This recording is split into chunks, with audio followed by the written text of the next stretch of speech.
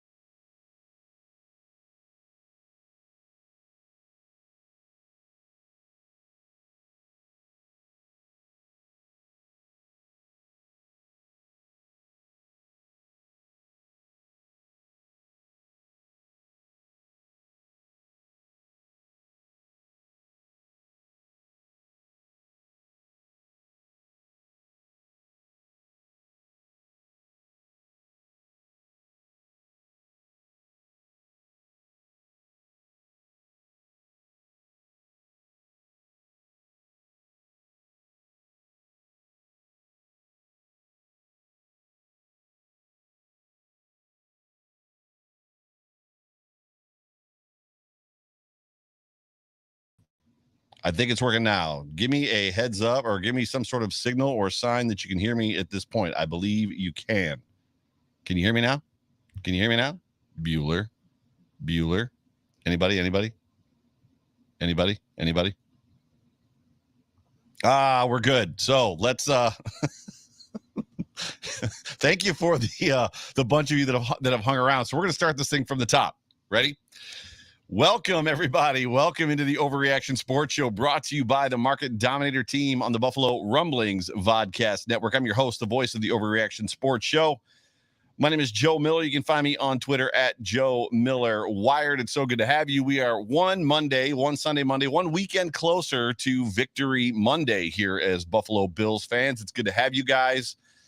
Had to work through some technical difficulties. Those of you that are listening in podcast form will have no idea that ever even happened, because I'll edit that whole little tiny, 1.5 minute segment out where there was absolutely no audio at all. But welcome, everybody. It's good to see everybody jumping into the chat. So good to have you guys with me for this live broadcast of the Overreaction Sports Show. And we're going to talk about some stuff. So we're going to talk about some moves that the Buffalo Bills have made so far. We're going to talk about, obviously, the topic of tonight is Jordan Poyer, Tremaine Edmonds, Dawson Knox, and Ed Oliver, and whether or not, if you had to make a decision on who you're going to keep, which one of them you are going to keep, because this is very much going to probably amount to a four men enter, and two men leave type of a scenario for the Buffalo Bills.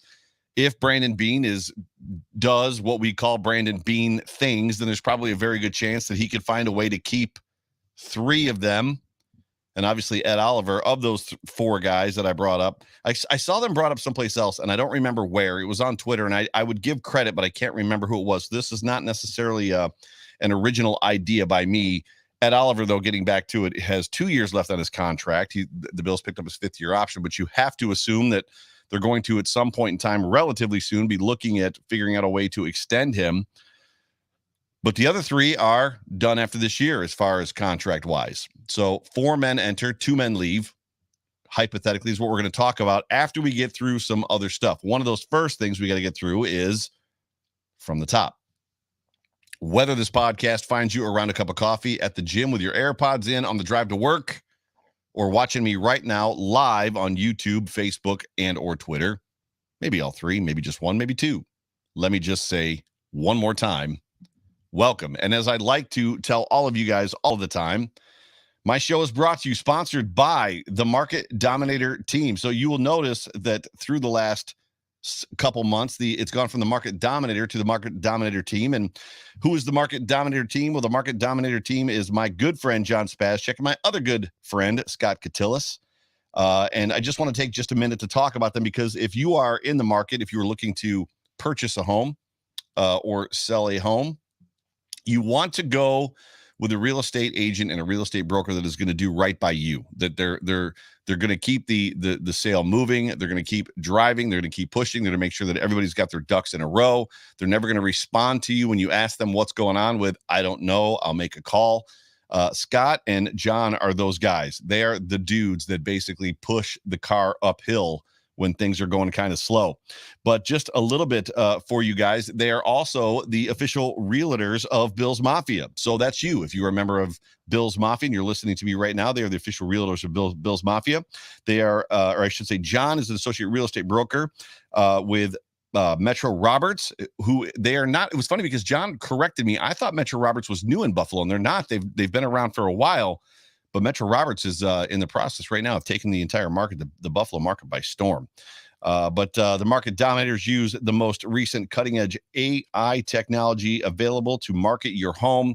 And here's the thing: this is where I guess the rubber meets the road for me. You know, when John helped me buy my house, and I did construction work as a high schooler and a college student. My stepdad was a contractor. John walked me through my house and showed me things like good cracks in my foundation, the one that I was looking to buy, and bad cracks, like, you know, potential bad cracks. He walked me through like the roof and stuff. He walked me through things that mattered and things that didn't matter. And then I had the opportunity to make that choice. With that, what they like to do, what they pride themselves on, is 4 things. They educate, they advocate, they negotiate, and then they dominate. But if you are in the market to buy or sell a home, call John, call Scott.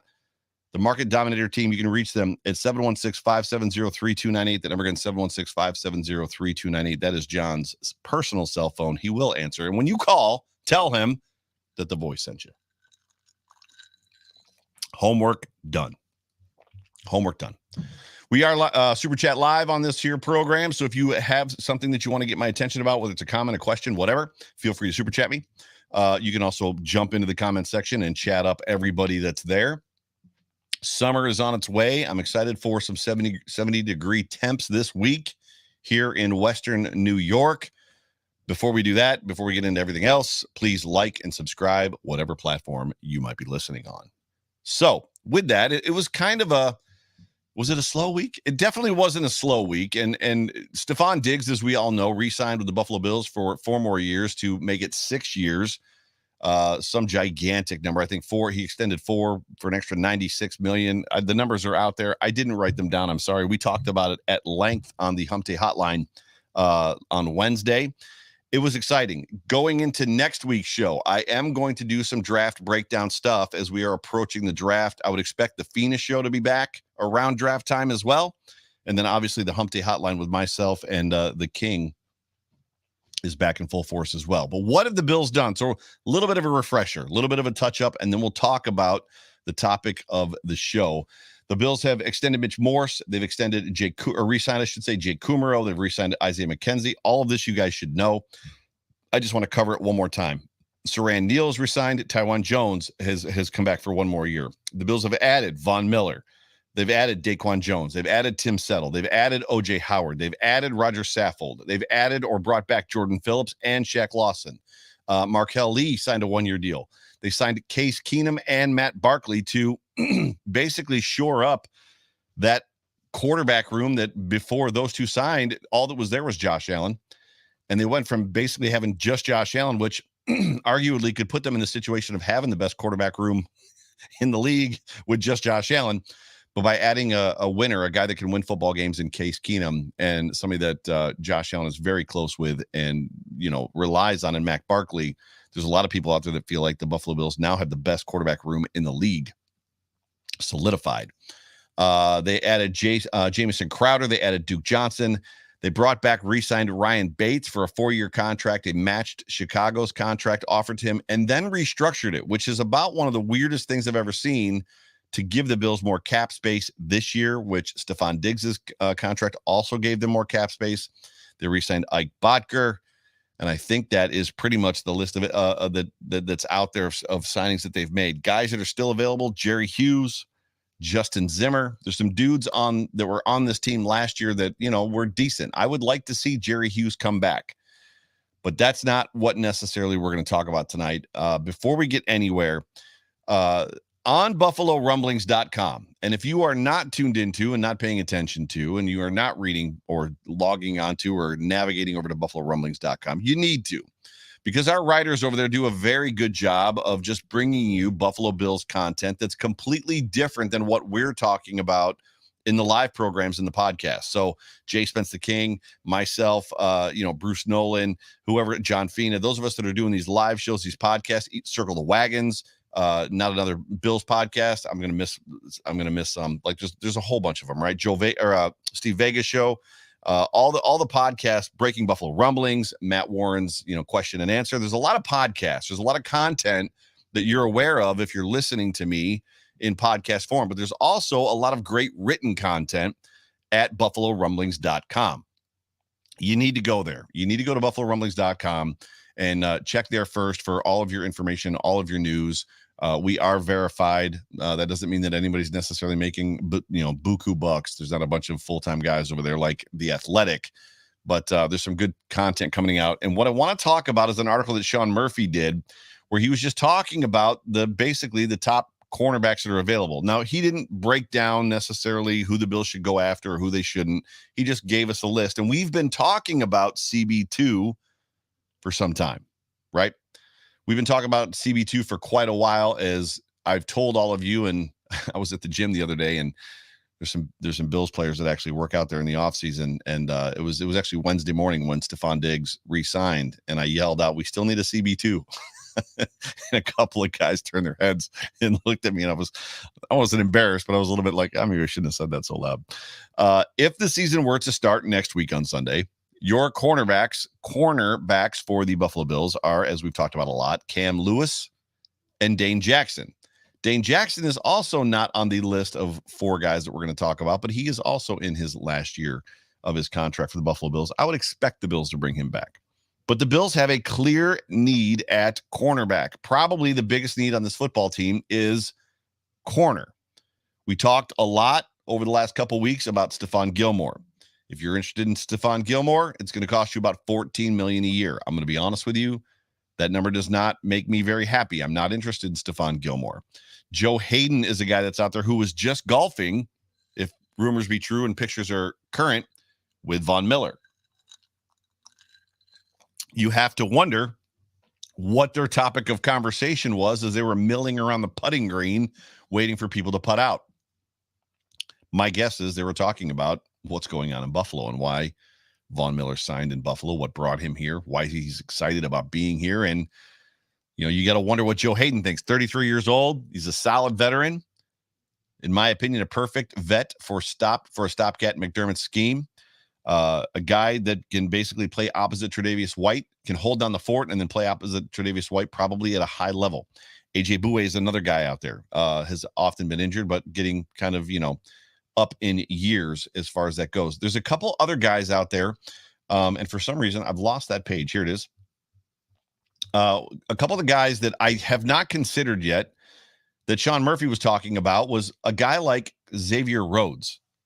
It's funny because when I read this article, I was like, oh my gosh, Xavier Rhodes. I haven't even thought about Xavier Rhodes, but Xavier Rhodes, was a 3-time Pro Bowl selection with the Vikings. And then he went to the Indianapolis Colts for the last 2 seasons.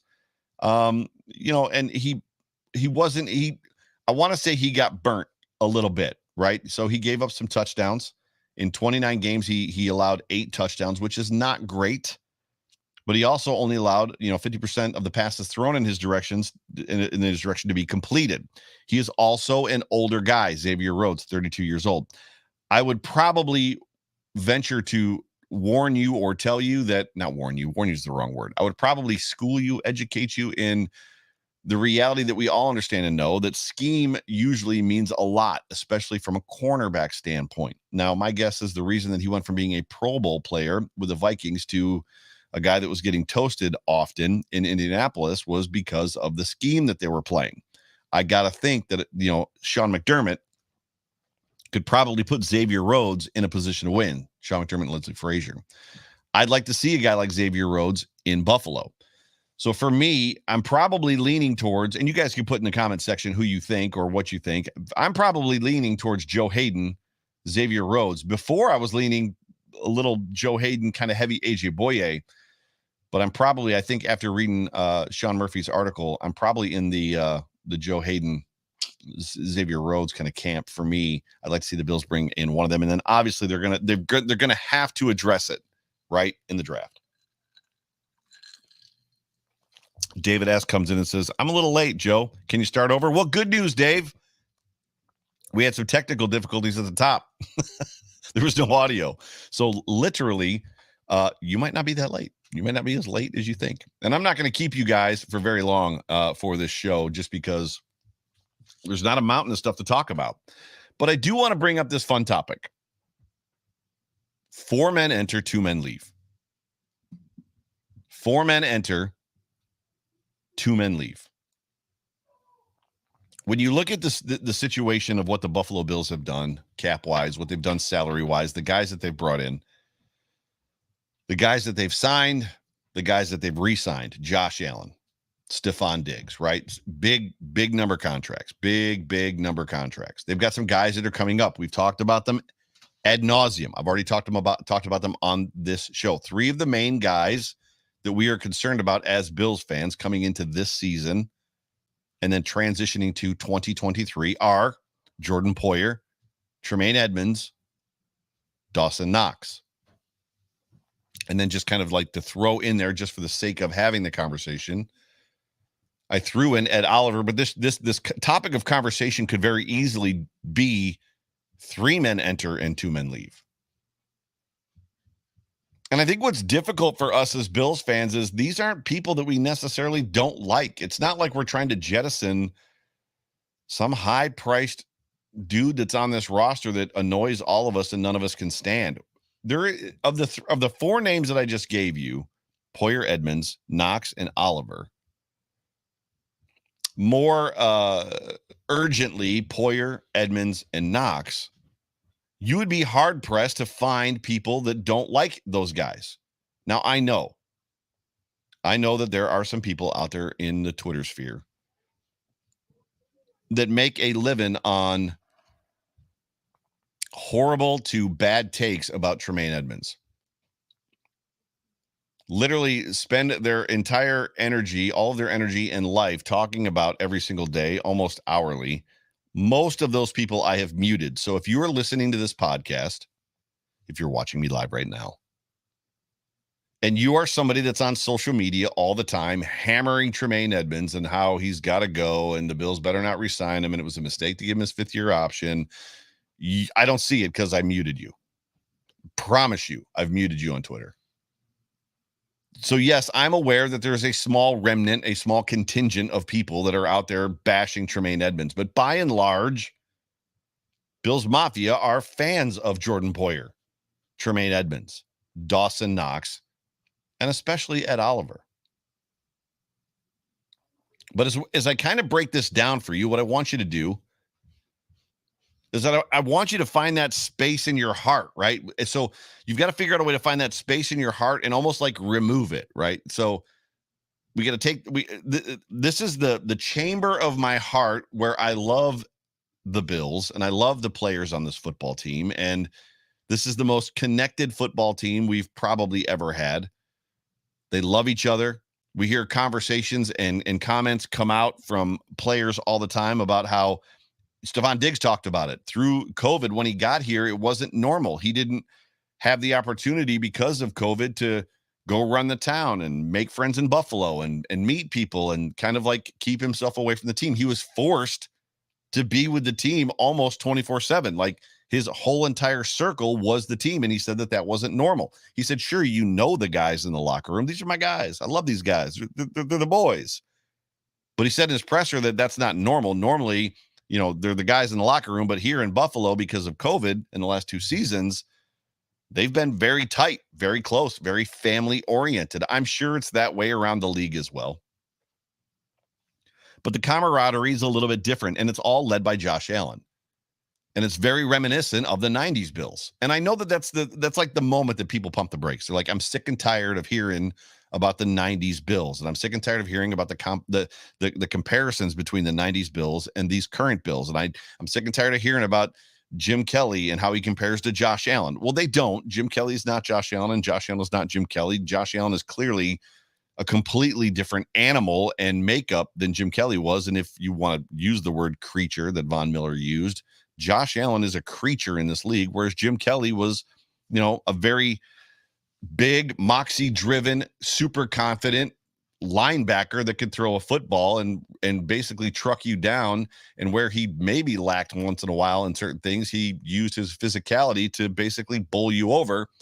And he was incredibly smart. He understood football. He understood offenses, and he understood defenses. They are different players completely. And while I haven't necessarily said it in public, I haven't said it out loud, I'm probably willing to say at this point in time that Josh Allen is probably right now a better quarterback than Jim Kelly was. And I don't mean that to diss or to berate Jim Kelly. Jim Kelly is a Hall of Famer. He's the greatest quarterback that's ever donned a Bills uniform until Joshua Allen. All that to say this, to get back to the point. We love these guys. We absolutely love these guys. I love the players on this football team. John Kieran is reminding everybody to smash that like button. There's a whole bunch of people in the room right now. Yeah, whatever platform you're on, jump on that like button. It's the little thumbs up. All you got to do is just click it. And after you click it, roll your cursor over to the bell and hit the bell. And then every time, if you're on YouTube, that is, if you're on YouTube, roll your cursor over and hit the bell. And if you hit the bell, you'll get notified every single time Buffalo Rumblings goes live, which we're going to be going live often coming up because the draft is coming. Thank you to the 3 or 4 of you that have already clicked it. Click that thumbs up button. Back to it. So we love this football team. So this is not a situation. I'm not bringing this topic to you because I want to bring hatred. I'm not going to disparage. I'm not going to talk negative about any of these guys. I'm not going to try to make you make up your mind. I'm not going to try to put you in a situation or a position where that's right, I don't like that guy. He's the guy that should go. That's not what I'm trying to tell you. So when you think about the space in your heart where your Bills Mafia fandom is, I just want you to figure out a way to crawl out of it for a second. Just crawl out of it for a moment and try to look at it objectively. And I'm not telling you that I have a decision. I'm not telling you that I've landed someplace in this space. I'm not telling you that, like, I've figured this out. I know exactly what I would do. I don't. But the 4 guys we're talking about are Jordan Poyer. Jordan Poyer has basically gotten proactive in his looking for a new contract. And I can't say that I blame him. Mad love, mad respect for you, Jordan. Love you, dude. I don't know you, but I feel connected to you because you're connected to Jay Spence, and Jay Spence is my best friend. So I am a fan of Jordan Poyer. I'm a fan of his play. I'm a fan of the man. I'm a fan of his character. I'm a fan of his story. But Jordan is already looking for a new deal. He's signed a contract to have Drew Rosenhaus represent him, which we all know that name. He's probably the best agent in all of sports. Jordan has 1 year left on his contract. We've already established that. And when we talk about Jordan, again, I'm not going to disparage. Like, you can't. How do you disparage Jordan Poyer? How does one say, make an argument that that's the dude that's got to go, and we walk away from this thing 15 minutes later with all of you going, that's right, he's got to go. You can't make there's no way. Jordan Poyer, first team All-Pro at 30 years old. Jordan Poyer, first team All-Pro at 30 years old. Jordan Poyer, defensive captain at 30 years old. Jordan Poyer, part of arguably the best safety tandem in the entire NFL at 30 years old. Reliable, durable, solid. Jordan is everything that you want in an NFL player. Everything that you want in an NFL player. The problem is you can't keep these guys forever. But Joe, we just gave Von Miller at 33 years old a 6-year, $160 million contract. Well, it's not really that. It's more of a 3-year, I think, $54 million contract. And what you have to weigh is when you remove yourself from the space in your heart, that's basically where, the buffalo head is on my hoodie. When you remove yourself from that space, is there somebody that can, not easily, but how easy is it to replace the guy that we're talking about? And I'm not saying that Jordan is easy to replace. That's not what I'm saying. But Jordan is aging out a little bit. He's 30 years old. Spot Track has him worth his value right now about $11 million a year. You got to think that he's probably going to be looking for 3 to 4 years around 30 to 40 million, mid 30 to 40, mid 40 million. Mid 30 million, mid $40 million in money. He's going to be expensive to keep, and that's going to be a recurring theme in the guys that we're about to talk about. He's going to be expensive to keep. I don't know what this defense looks like without Jordan Poyer roaming the backfield. Do any of you know what this defense looks like without Jordan Poyer roaming the defensive backfield? I don't. I'm not saying that Damar Hamlin and Jaquan Johnson aren't good or don't have potential. I just don't know. And I'll be honest with you, I'm a little bit afraid to find out. David S., who's been every time I look down, I see David S. Comment. He says, I hate to break up that duo, right? Talk about it. So that's Jordan Poyer. Again, I can't disparage anybody. I'm not going to disparage anybody. I'm just asking you, Bills Mafia, and you're doing it marvelously in the comment section. You're already like going through all of the emotion of this guy, that guy. What about this? What about that? Do we trade? I don't want any of them to leave, right? Jessica Tennis says, good thing. Says that the salary cap is going up to around 260 million in 2024. That's possible. But keep in mind, along with that cap raise, Josh Allen's cap is going to go up. That's the first year, 2020. What is it? 2023 is the first year Josh Allen's cap starts to go up. And Stephon Diggs' numbers are going to be going up as well. And obviously we know that Brandon Beane is a master at setting these cap situations up, these numbers up, these contracts up, so that he can get out of them at any point in time, which is exactly what you want, because the Bills will never be in a situation where they're in cap jail. Tremaine Edmonds. If you're in the comment section right now, or if you're listening to this in podcast form, and you've got a disdain for Tremaine Edmonds, I would recommend, if you're listening to me, please don't jump in and to the comment section and start slamming Tremaine. That's not what this show's about. And if you're listening to me in podcast form, hit that advanced 15 or advanced 30 seconds thing until I get done with Tremaine Edmonds. Right now, Tremaine Edmonds is your starting middle linebacker. He leads the team in tackles pretty much every single year. Somehow, he's 23 years old. He's entering his 5th season at 23. He's about to turn 24. He's a team captain. He's an athletic freak. Some would say that defenses absolutely game plan around him. I don't know that to be true. I've never heard a head coach or defensive coordinator say or it leak out in the press after the Bills have beaten the team saying, man, we really tried to do what we could against Tremaine and he just beat us. Like, I haven't heard that, but some people say that. He keeps his nose down.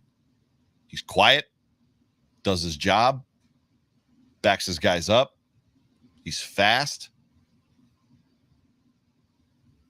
He's a good football player. He's a very, very good football player. No, he is not Brian Urlacher. No, he is not Luke Kuechly. And I don't think anybody's asking him to be those guys. Nobody's asking him to be Khalil Mack. That's not what the Bills have asked him to do. This isn't a conversation about how Matt Milano is better than Tremaine Edmonds and they should, quote unquote, move Matt Milano inside. And if you're a person that lives in that space where you've got yourself convinced and you've said it on social media that they should move Matt Milano inside, I would pose this question to you. How do you move someone inside of 2 people? If you're confused by that question, I'm going to say it again. How do you move someone inside 2 people? Because the Bills play a 4-2 base. They play 4 down defensive linemen, 2 edge rushers, 2 defensive tackles, usually 2 linebackers, Tremaine Edmonds, Matt Milano. So Tremaine isn't even really a middle linebacker. They play a 4-2 nickel base. At least they did a whole lot up until the Colts ran all over them.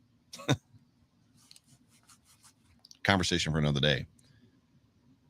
And then while I was on this show overreacting about the fact that you like Leslie Frazier saying that I'm totally rabbit trailing. Leslie Frazier like coming out and saying we never once considered moving out of our 4-2 nickel base when Jonathan Taylor is basically rolling up the world on you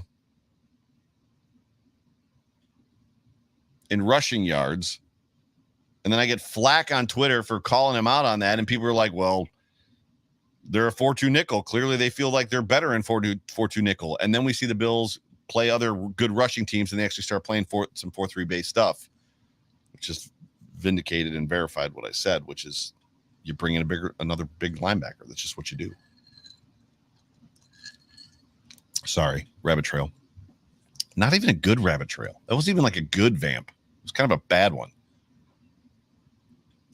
Tremaine Edmonds, though, he's, it's arguable and it has been argued that he has not developed the way that some would have liked. When you're taken 16th overall and your draft partner is Josh Allen, there's an unrealistic expectation on that guy. Look what he turned into. Why didn't you turn into the same thing that guy turned into? You were both kind of raw projects. You're both crazy athletic. You're both abnormally huge. You're both freaks of nature. You're both creatures. Why are you lagging behind that guy? That guy is a first ballot Hall of Famer in his 5th season, and you're just leading the team in tackles. You're just the captain of the defense. You're just super reliable and solid. It's a little ridiculous.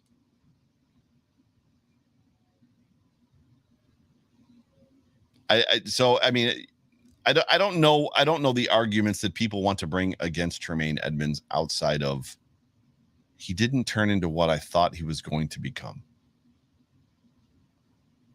Which is funny because the same thing is somewhat true of Ed Oliver. I remember when Ed Oliver was drafted, like everybody, this dude is the next Aaron Donald. Nope. Newsflash. Just as there's only one Josh Allen, as Mr. Diggs says, nobody is turning into another Josh Allen. Nobody's turning into another Aaron Donald. And somehow we've managed to shed that characteristic. We've shed that narrative of Ed Oliver that we felt like he had to be the next Aaron Donald. He has dodged it. Good for him. Whoops, sorry about that. I don't want to see Tremaine Edmonds off this roster. I don't know who you replace him with. I'm going to do a show next week. We're going to talk draft. Next week, we're going to talk draft.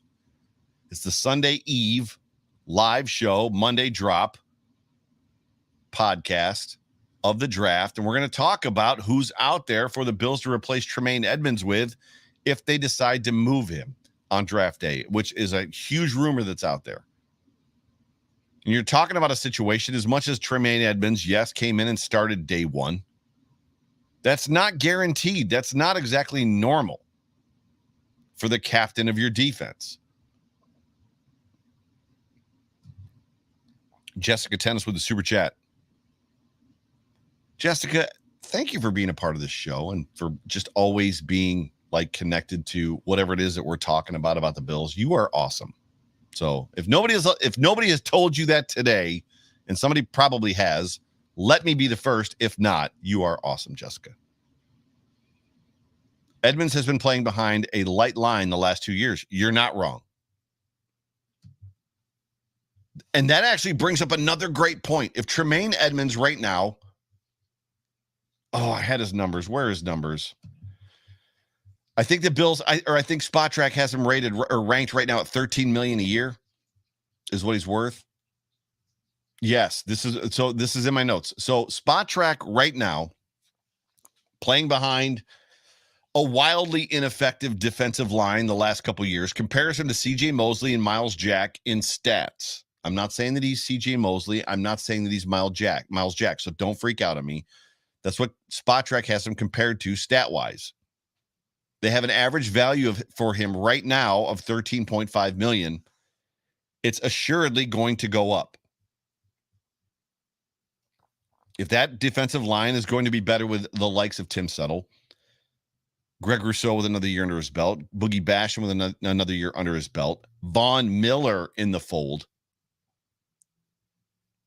you've got to think that the opportunity for Tremaine Edmonds to be free from having big fat dudes wearing the number 75 grab a hold of his jersey is going to basically make him a better football player. If it makes him a better football player and he becomes wildly effective, that 13.5 is going to turn into 18 real quick. We might be having a different conversation about Tremaine Edmonds. I might have to unmute some people just to see them eat crow a little bit. David Griffin comes in with a super chat. David, thank you so much. And I see that you've got it in there, which is good. I know they play different positions, but what makes Micah Parsons such an effective linebacker compared to Tremaine? David, I wish I had this answer. It's going to be a number of things. It's going to be clearly talent and ability. It's going to be scheme and what he's being asked to do, right? Micah Parsons, I believe, is an edge rusher, is he not? Tremaine Edmonds is not a pass rusher. And I would say this, and this is just based off of what John Fina has made me aware of. The Bills wildly have not done a very good job from a coaching standpoint of developing their players' pass rushing techniques. And that means Greg Rousseau, AJ Epinesa, Boogie Basham, all those guys. John Fina talks all the time about the fact that these guys come into these games and they've got one move, which is kind of like a wiggle and a push. They wiggle their shoulders and then they bull rush. There's no swims. There's no spins. Outside of Jerry Hughes, who developed that stuff all on his, prior to this coaching staff, there's not been a whole lot of refining of, pass rushing skills at any position, which the Bills have inferred that they're kind of excited to have Von Miller kind of coach their guys into doing that, which it's like, well, if Von Miller's coming in to do this at 3 years, $54 or $56 million, why are you paying that coach to do it? Seems like you should jettison that dude. John Curon, you gave me a super chat, which is great, but there's no content. Is that I don't know if this is what you're trying to say. Jessica is a genius. 2 gapping inside defensive line versus 1 gap in the past will free up Tremaine Predator Edmonds to do his thing. I agree. So that puts us in a situation of Tremaine going from 13 million a year to 15, 18 million a year.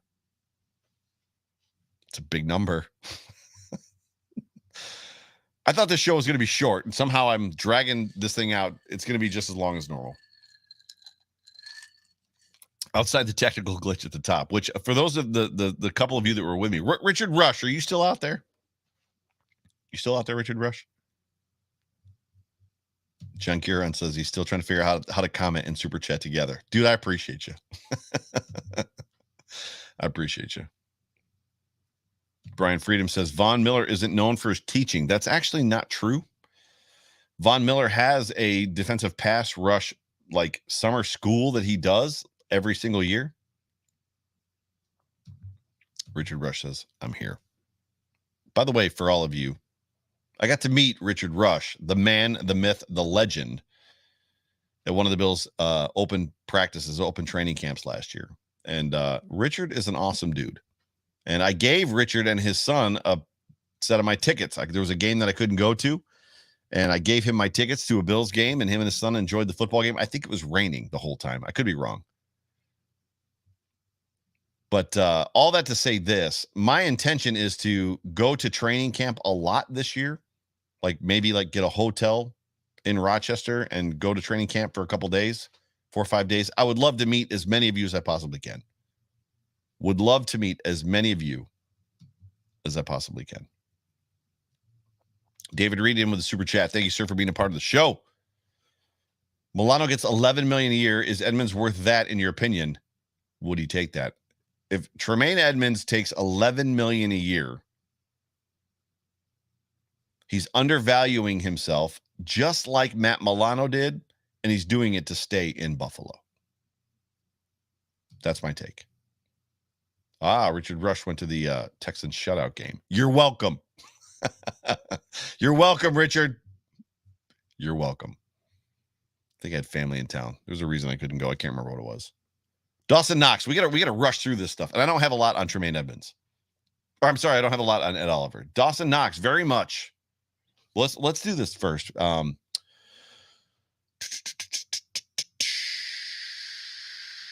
So Jordan Poyer, I thought I had his number of what his worth was. I think it was, it was 11 million a year, right? So Jordan, we know what Jordan's number was. Edmonds right now is valued at 13.5 or something like that. Dawson Knox right now, the Spot Track he's 1 year left in his contract. Spot Track has him comped with Jonnu Smith and Eric Ebron, which seems ridiculous to me. I'm guessing they mean Jonnu Smith as a Titan and not Jonnu Smith as a Patriot, because that dude was outright ASS as a Patriot. And Eric Ebron, I play a lot of fantasy football, and Eric Ebron doesn't sound like a name that I'm like jumping out there to get. Right now, Spot Track has a value on Dawson Knox at $8.3 million per year. Now I'm going to give you the other stuff. Dawson Knox very much has had a hard and up and to the right trajectory. So hockey stick, right? For my business folks in the chat and for my business folks listening in the podcast version, up and to the right is always good. The steeper it is up and to the right, the better it is. And Dawson Knox came in drafted as a project, a wildly athletic prospect out of Ole Miss. And since the day he got here, his trajectory has been a hard, sharp up and to the right, year after year, including last year. Going into his fourth year this year, the expectations for Dawson are even higher. But last year, he had 49 receptions, almost 600 yards, and he tied the league for touchdowns with 9, with dudes with the names Mark Andrews and Travis Kelce. Dawson Knox has grown himself into a solid pass-catching tight end outlet, like getting tight end for the Buffalo Bills for Josh Allen, and he's become a reliable blocker. And not only is he an outlet for Josh, but he's also a down the field option as well. If he continues to progress the way that he has, so if he progresses remotely close to year 2, year 3, he could find himself a top 3 tight end in the NFL. Dawson Knox is not going anywhere. So when you look at the space in your heart that you've walked out of, Dawson Knox is kind of that name that it's like you're putting him at the top. Dawson staying, especially with the Bills wide receiver situation the way that it is right now. Dawson is not going anywhere.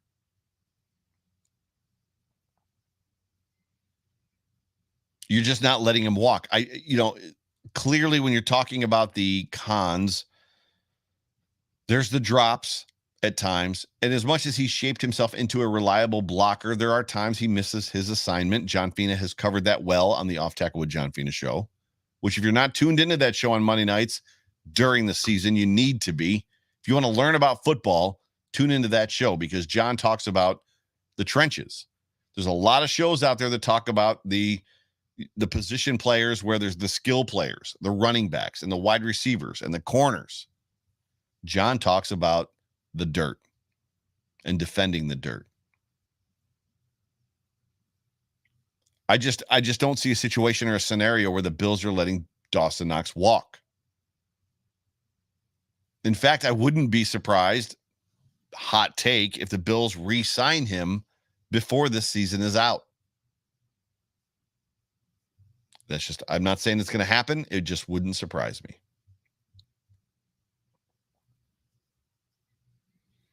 The last guy, and I don't have a lot to talk about the last guy, Ed Oliver.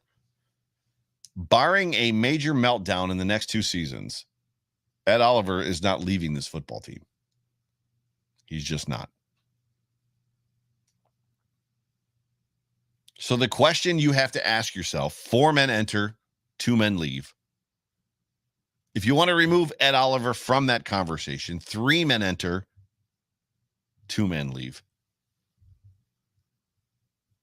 I don't know how you do it. If Brandon Beane can find a way to keep all 4 of these guys, navigate the draft, figure out a way to, supplement this roster in a way that provides the depth behind these guys that we need. But even as I say that, the reality in the situation is that, the Bills are going into this draft looking for replacements. If you're BPA, if your best player available, you're looking for the best player available. There's a chance they could take a defensive tackle. There's a chance they could take a tight end. There's a chance that they could take a cornerback, or you're not going safety in the first round, safety in the second round, possibly. I just don't know what the answer is. Mr. Diggs says all of the Pagula Bucks. That's a Greg Thompson saying. I love it. I had Greg Thompson on my show 2 years ago, maybe 3 years ago, talking about Tre'Davious White. And Greg Thompson very confidently said, "Don't you worry, Joe. Tre'Davious White's going to get all the Pagula Bucks." And he did. I can't speak enough about the community of Bills content creators. When you're talking about all the guys across all the platforms, from the newly created Bills Mafia fan base, or the Bills fan base with Justice over there in YO, to the guys that cover one, Sturls for the girls, Greg and Aaron, like all those guys, Eric. Even Fanatics, where I was before I came here. Fanatics gave me my first opportunity to be with a real network. Cold Front Report with Jeremy, Clayton Garrett. Rumblings. Built in Buffalo with Dave, A-Rich. There's just a great community. Like you guys, I don't think Bills Mafia knows how spoiled you genuinely are. Steve Rose says Bruce Nolan. Bruce Nolan's on my network, bro. Bruce is my guy. So yes, Bruce, but Bruce is on my network. When I was talking about all the content creators, Joe Marino is a good friend of mine. Super duper good friend of mine. Bruce Nolan's a good friend of mine. Jay Spencer King, you guys have heard me say, is one of my best friends. Love Justice. Like I can't Colt Schroeder. All the independent guys are out there. Pat Moran, Colt Schroeder. We are spoiled as Bills fans. Super duper spoiled. But as you go into this next week, just think about the fact that the Bills have 4 guys. 4 coming up. And that doesn't include the likes of Dane Jackson and some other guys like that. Some of the lower like number guys. Gabe Davis. Gabe Davis is coming up. Gabe is going to his 3rd year, his 4th year, his 4th season, his fourth year of his contract will be up the same year that Ed Oliver's is. And if Gabe Davis continues to build on what he's done, he's not going to be cheap. Robbie says, "Hey, Joe Wired, what's up?" What's up, Robbie? Good to see you, buddy. Love you, dude. This is a hard task. This is a hard conversation. And what's funny is, like, when the Bills used to be good in the 90s, dudes like Shane Conlon left, and you really didn't have time to process it or think about it. Shane Conlon was just gone. He went to the Rams, and you were like, it is what it is. I guess I'll bring in somebody else. And they did. And now we're in a situation where, you have time to think about it. And there's so much information out there. You can find out how much a contract is and how many years they have left and what the numbers are and what they're worth and what Spot Track says. And, there's so much draft information out there, and of other free agents that are on other teams. The wealth of information, it's incredible.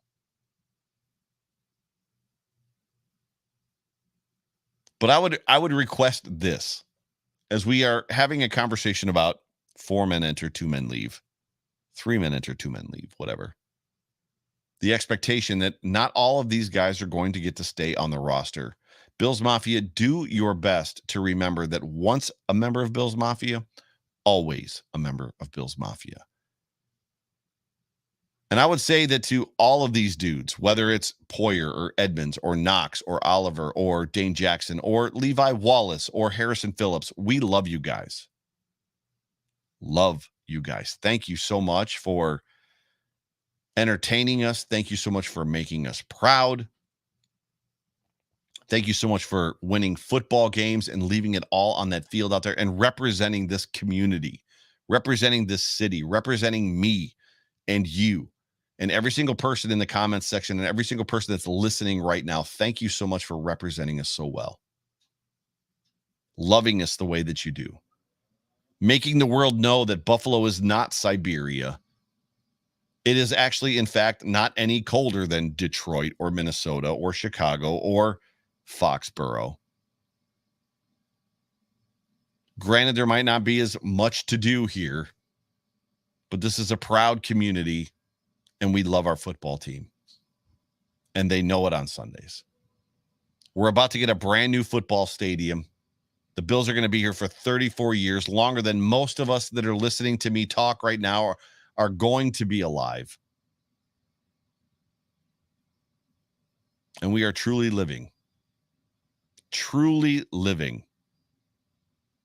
in wildest dreams land. Wildest mother trucking dreams land. It's unbelievable. Ladies and gentlemen, you have been tuned into the Overreaction Sports Show, brought to you by the Market Dominator team on the Buffalo Rumblings Vodcast Network. I'm your host, the voice of the Overreaction Sports Show. My name is Joe Miller. Not only can you find me on Twitter at Joe Miller Wired, you can find me on Facebook and Twitter. Do me a favor, whatever platform you like to hang out on, friend me, follow me, whatever it is, and interact with me. I love the interaction. I love you, Bills Mafia. Cannot wait. Last season was an incredible opportunity for me to meet so many members of Bills Mafia, and I'm looking forward to meeting so many more of you this season. The draft is in 2 weeks. The Hump Day Hotline is on Wednesday. Food for Thought is on Friday. And as always, Buffalo Rumblings has you covered, not only in podcast form, not only in vidcast form, vodcast form, but also at buffalorumblings.com. I love you guys. I'll talk to you soon. This is Joe Miller. Go Bills.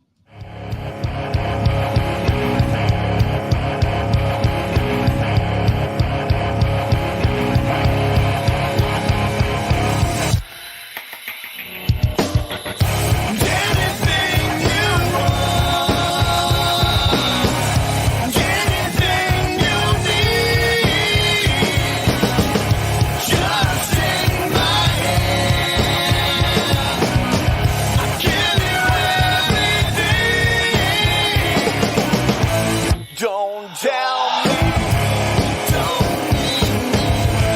I can understand. I want you. I need you. Please take my hand.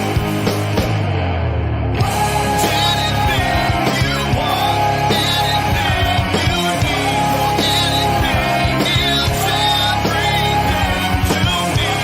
Anything you want, anything you need, or anything is everything to me.